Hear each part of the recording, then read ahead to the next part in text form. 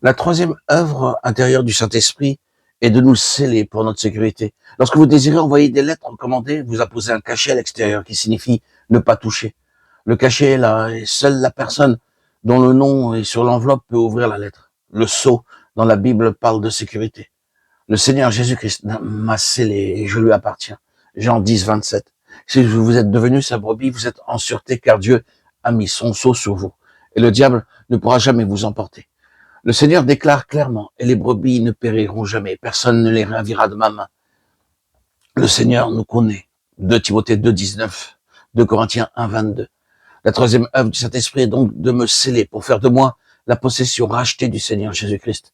Le diable peut venir, mais il ne réussira jamais à m'arracher de la main du Seigneur, parce que le sceau de mon Seigneur est là, et je suis en sûreté en lui.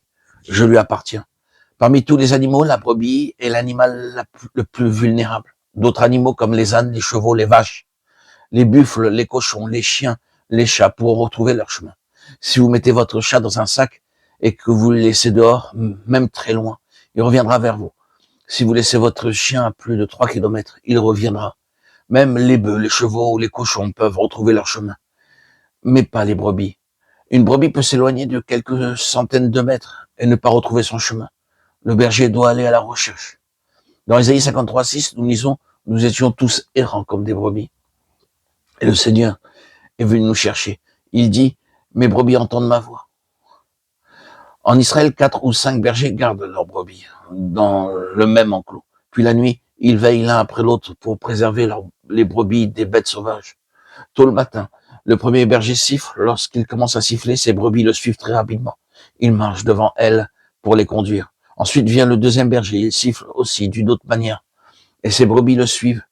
Dieu dit, elles ne suivront point les étrangers. Même si sur d'autres points elles sont stupides, ce sens chez elles est très exercé. Elles ne suivront point un étranger, mais elles fuiront loin de lui parce qu'elles ne connaissent pas la voix des étrangers. Jean 10, 5. Une fois que vous êtes devenu une brebis du Seigneur Jésus-Christ, en entendant sa voix, alors aucune puissance ne peut vous enlever de la main de Dieu. Vous êtes en sûreté pour l'éternité. Beaucoup ne sont pas de ces brebis et ne connaissent pas sa voix. Ils ne savent pas comment et quand il parle, car ils ne reconnaissent pas sa voix. Notre Seigneur sait où se trouvent ses propres brebis, et elles sont en sûreté en lui. Il connaît notre condition, les dangers que nous courons, nos difficultés. Il nous console et nous sauve. J'ai vu cela se répéter souvent. Au début, je me souviens très clairement, je commençais juste à lire la Bible, et je n'avais aucune idée de ce que pouvaient être les faux enseignements. Je ne savais pas qui étaient les faux docteurs. Ainsi, le Seigneur me préserva de beaucoup de faux enseignements, non par les arguments, mais par la conviction intérieure. Lorsque nous sommes scellés par le Saint-Esprit, nous avons l'assurance que notre Seigneur connaît tous les dangers possibles qui surgissent autour de nous et nous en protégera.